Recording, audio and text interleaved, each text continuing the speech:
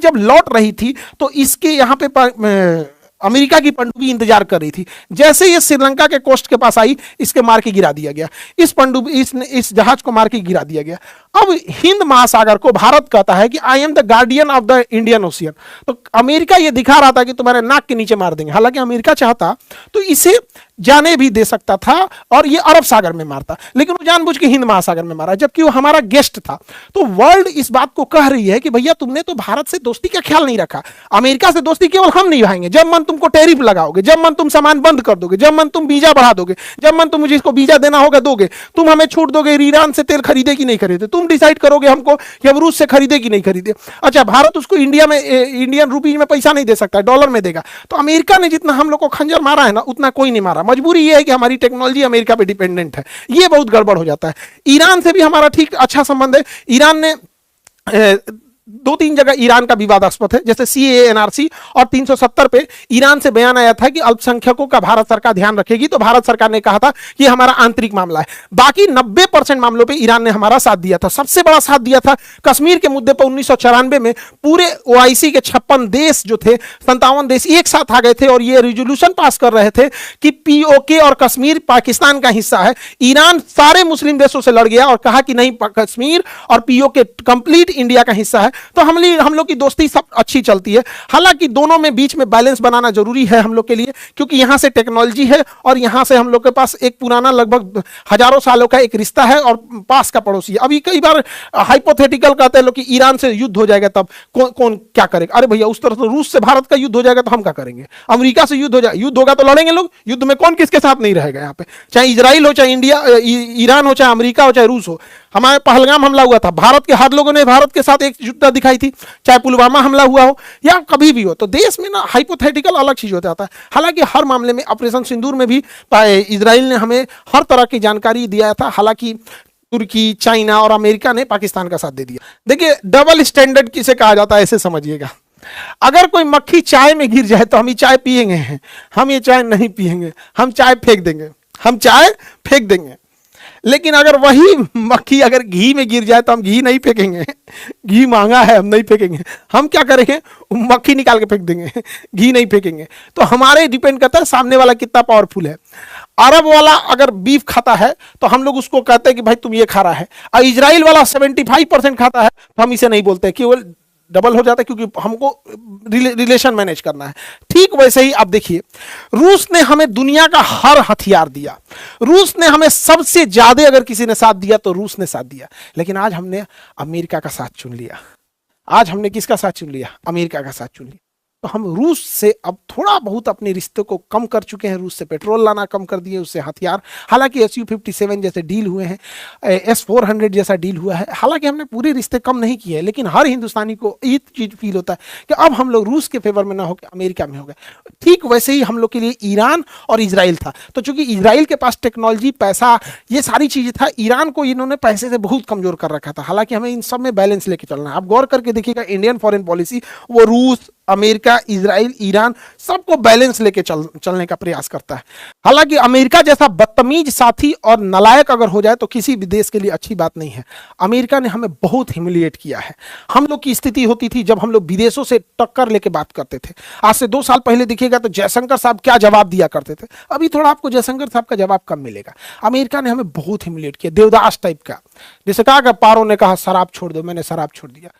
America ने कहा रूस से तेल खरीदना छोड़ दो, हमने रूस से तेल खरीदना छोड़ दिया। अमेरिका ने कहा ईरान से गैस खरीदना छोड़ लो, हमने गैस खरीदना छोड़ दिया। अमेरिका ने कहा कि रुपया का इस्तेमाल के बदले डॉलर का इस्तेमाल करो, हमने वो भी मान लिया। ससुरा देवदास बना के रख दिया। फॉरेन पॉलिसी में इंडिपेंडेंसी बहुत जरूरी होता है, लेकिन जब बदतमीज इंसान प्रधान राष्ट्रपति बन जाएगा, ये डोनाल्ड ट्रंप आया यहाँ पर, हमने क्या किया? बंदर के हाथ में उस्तूरा दे दिया, किसी को काट डालेगा। ये किसी का नहीं हो सकता है। ये वही लोग हैं जो एप्स्टीन फाइल में थे। आपने गौर किया होगा अचानक से युद्ध क्यों हो गया? एप्स्टीन फाइल में इन लोग का नाम आ रहा था, इनकी बदतमीजी उजागर हो रही थी। ये 3-3, 4-4 साल की, 2-2 साल की लड़कियों का रेप किया है सब, फिर उसको मार के खाया है सब, उसको यहाँ पर एप्स्टीन फाइल को दबाने के लिए, इनकी दरिंदगी दबाने के लिए यहाँ पर इतने छोटे छोटे बच्चों को ये सब सोच रहा रेप करने के लिए, और रेप करके मार के खा गया है उन सबको। ये इस लेवल के जालिम है सब। लेकिन आप देखिएगा इनको कभी आतंकवादी या क्रिमिनल नहीं करके दिखाया जाएगा, ये अलग लेवल की इनकी ब्रांडिंग होगी। हिम्मत भी नहीं है क्योंकि दुनिया पावरफुल की ओर चली जाती है। यहाँ पे डोनाल्ड ट्रंप को लोग कहते हैं कि इजराइल का साथ देता, नहीं, इजराइल के कंट्रोल में ट्रंप आ गया है। ट्रंप का एप्स्टीन में कुछ कुछ ऐसा ऐसा फोटो, उगारे फोटो रख लिया इजराइल कि इजराइल जहां हाथ रख रहा है वहां अमेरिका को बम मारना पड़ रहा है। देखिए नेतन्याहू बता रहे हैं यही गोली मार, तो इसी तरह मार रहा है। यहाँ पर आप देखिए ट्रंप के हाथ, कंधे पे हाथ रखने वाला इजराइल है यहाँ पर। इस तरह से जैसे लग रहा है ट्रंप इसके अंडर में होता है। लेकिन वही ट्रंप जेलेंस्की को डांट दिया था। देखिए जब जेलेंस्की से बात कर रहा, डांट दिया कर, तो सूट क्यों नहीं पहने, अच्छा से यहाँ पर तूने पूरा कोट वगैरह क्यों नहीं लगा रखा है। तो ये हो गया है यहाँ पे। ईरान का अंत कर दिया हम यहाँ पे, हत्या कर दिया यहाँ पे। अब बच गए एक ठो आपके पुतिन। तो पुतिन की भी हत्या ये लोग प्लान क्या कर रहा है, इन्हीं के किसी एक जनरल से करा देगा सब। ये एसिसिनेशन का प्लान कर रहा है सर, क्योंकि इनके अंदर जो CIA है, मोसाद है, ये बहुत एक्टिवली काम कर रही होती है। डायरेक्ट नहीं मारेंगे लोग, यहाँ पे भी कर सकता है। हालांकि इस युद्ध में सबसे ज्यादा मजाक चाइना का बन गया है। सोच रहा पता नहीं कौन सा हथियार दे दिया HQ9, न वेनेजुएला में चला न ईरान में चला, ये पता नहीं कौन सा झुंझुना थमा दिया S-300 से कॉपी करके, कोई काम का नहीं हुआ। हालांकि यहाँ से हॉर्मुज से सबसे ज्यादा तेल चाइना ही खरीदता था। हालांकि चाइना के जहाजों को ईरान ने छूट दे रखा है, लेकिन जियोपॉलिटिक्स में कोई किसी का नहीं होता है। हालांकि अगर आप देखेंगे तो ये ईरान की बर्बादी लिखी जा रही थी 2001 में। 2001 में जो इसके एरियल सेफ्रॉन थे, इन्होंने मोसाद को जिम्मेदारी दी कि इजराइल के हर एक नेता पे नजर रखो और अपना इंसान प्लांट करो। तो इजराइल ने 20 साल का टाइम लिया था, 20 सालों का टाइम लिया था यहाँ से। तो 2001 से इन्होंने काम करना चालू किए और 20 सालों के बाद ये हाल हो गया है कि इजराइल में किसी 3 इंसान, ईरान के अंदर किसी 3 अधिकारी को उठाइए, उसमें एक मोसाद का निकलेगा। इतने पैसे खिलाए हैं, इतने पैसे खिलाए हैं कि ईरान के चप्पे चप्पे पर इसने नजर रख लिया है और CCTV कैमरे को पूरी तरह हाईजैक करके और उसने पूरी टॉप लीडरशिप को मार दिया है। एक्चुअल जासूसी किस पे सफल होती है, जासूसी सफल होती है किसके पास कितना पैसा है। अब ये लोग क्या करते हैं, अमेरिका का CIA और मोसाद 500 करोड़ रुपए तक ये लोग खुद से ऑफर कर देते हैं, बिना राष्ट्रपति और प्रधानमंत्री के पूछे हुए 500 करोड़ तक ये लोग दे देते हैं। और हमारे यहाँ जासूसी में क्या है कि उतना अच्छा हमारे यहाँ सिस्टम नहीं है। आप गौर करके देखिएगा, हमारे यहाँ सब कुछ रहते हुए पुलवामा हमला हो गया। हम लोग भूल गए पुलवामा हमला, कितने शहीद हुए थे। सब कुछ रहते हुए पहलगाम में आके मार दिया सब। यहाँ पर हमारी जासूसी बहुत पिछड़ गई। इस बहन का कोई सुहाग नहीं लौटा सकता है। भूल गए होंगे लोग इसको। यहाँ पर ये टांगा वाला, इसके घर में अकेला कमाने वाला आदिल था, इसको आतंकवादियों का बंदूक छीन रहा था, इसको मार दिया। आज इसके घर में क्या दाल रोटी चल रहा होगा नहीं पता होगा, ये बहन कैसे जी रही होगी नहीं पता चल रहा होगा। सब भूल चुके हैं। एक बार हमें भी सवाल उठाना पड़ेगा। हमारे यहाँ का जासूस तो ऐसा होता है सर। हाई मोरारजी देसाई थे, इनसे 50 लाख रुपया मांगा गया था।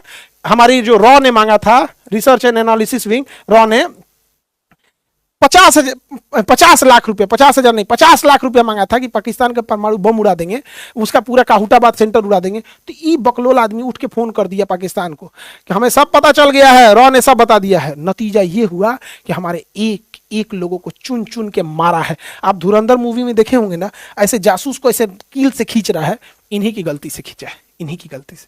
300 से ज्यादा हमारे रॉ एजेंट मारे गए थे, 50 लाख रुपया नहीं दिया था। तो हमारे यहाँ क्या होगा, पैसे ही नहीं देते हैं लोग, तो कहाँ से होगा। अब पाकिस्तान आज परमाणु बम नहीं रहता उसके पास, अगर ये 50 लाख दे देते। एगो ये देखिए, रॉ का ये ऑफिसर था, इसका नाम था रविंदर सिंह, CIA के लिए सूचना दे रहा था। मैंने इंडिया का बहुत बड़ा अफसर था, हेड था, और सूचना दे रहा था इंडिया का, ले जाकर अमेरिका को ये कर रहा है। और ऐसे तो ऐसे चोर है सब यहाँ पर। बाद में इसको मार दिया गया, इंडिया यहाँ से भागा ना, इसी को मार दिया गया, एक एक्सीडेंट में मर गया।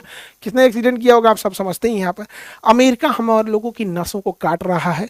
अमेरिका कहीं नहीं छोड़ रहा। हमारे बैकयार्ड से बांग्लादेश में सरकार गिरा दिया और बांग्लादेश को कहा है कि तुम हमसे कॉटन खरीदो। आप जान के ताज्जुब होंगे, बांग्लादेश का टोटल टेक्सटाइल इंडस्ट्री बहुत बड़ा है, जो 40% डिपेंड करता है इंडिया पे। उसने इंडिया पे टेरिफ लगा दिया। बच्चा बांग्लादेश जिसको हम लोगों ने पैदा किया है, नहीं हो रहा था 1971 में, तो हम लोगों ने उसको पैदा किया, हमारे ऊपर टेरिफ लगाया है। और पता है क्या, कॉटन कहाँ से खरीद रहा है, कॉटन और धागा अमेरिका से खरीद रहा है। देखिए अगेन, पैसा और पावर किसके पास है? जिसके पास पैसा और पावर है उसकी सारी गलतियां माफ। अमेरिका ने हमारे ऊपर 1971 में 7वां बेड़ा लेके आया था परमाणु बम मारने, लेकिन आज दोस्त बन गया है। 1970 के दशक में हमारे पास खाने को गेहूं नहीं था, तो सुअर को खाने वाला गेहूं हमें दिया था, हम लोगों ने भूल गए। यहाँ पे पहलगाम हमले में पाकिस्तान का साथ दिया, पाकिस्तान को 8,000 करोड़ रुपए का सैंक्शन कराया IMF से, हम लोग भूल गए। आज भी पावरफुल रहेंगे लोग तो होगा अमेरिका, वो पावरफुल हो चुका है, आप कुछ नहीं कर सकते उसका। खुलेआम मजाक उड़ाता है, चाहे हमारे प्रधानमंत्री हो चाहे दुनिया हो, किसी का भी खुलेआम मजाक उड़ा देता है। इतना पागल इंसान है यहाँ पे। अमेरिकी हर इंसान पछताएगा उन्होंने कैसा प्रधानमंत्री चुन लिया है यहाँ पर। हम लोग को किस लिए जाना जाता है? हम लोग अपनी सोवर्निटी के लिए जाने जाते हैं। हमारा वो देश है जो अमेरिका में, इंदिरा गांधी ने अमेरिका में बैठ के कहा था कि अमेरिका नहीं डिसाइड कर सकता है कि हम किससे व्यापार करेंगे किससे नहीं। अटल बिहारी वाजपेयी को याद रखिए, अटल बिहारी वाजपेयी ने जब परमाणु बम बनाया था तो अमेरिका ने कहा था मान्यता नहीं देंगे। तो ये वही अटल बिहारी वाजपेयी है जिन्होंने कहा था कि जो चीज हमारे पास है हमें उसके लिए किसी के प्रमाण की आवश्यकता नहीं है, हम अपना परमाणु संपन्न है, हम इसे देख के रहेंगे। APJ अब्दुल कलाम ने जब परमाणु बम बनाया था, आज से 2 साल पहले जब जयशंकर साहब कहीं जाते थे तो क्या जवाब दिया करते थे।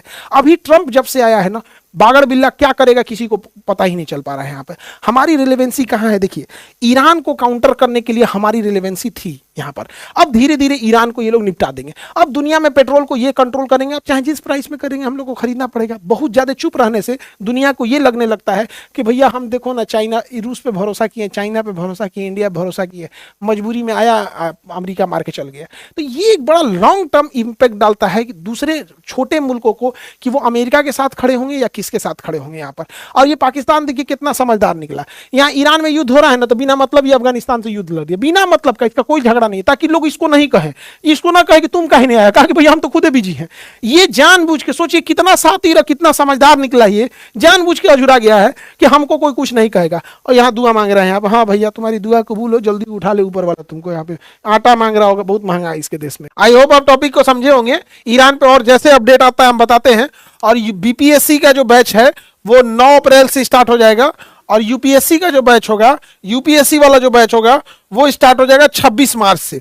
तो BPSC और UPSC वाले बच्चे, और अभी जो बच्चे इंटरमीडिएट पास किए हैं, चाहे जिनको नीट और JEE की तैयारी कर रहे हैं, चाहे आप 10th पास करके 11th में आए हो या 12th के हो या फिर ड्रॉपर हो, आप सब लोग के बैचेज स्टार्ट हो गए हैं। अब ज़्यादा गैप नहीं करिएगा क्योंकि competition day by day tough होते जा रहा है। जिस तरह से इस बार हम लोग ने JEE नीट में रिजल्ट ले आए थे, उस तरह से और रिजल्ट का सिलसिला और बड़ा रखना है। और जैसे अपडेट आता है और आपको बताते रहते हैं। मिलेंगे नेक्स्ट क्लास में। जय हिंद।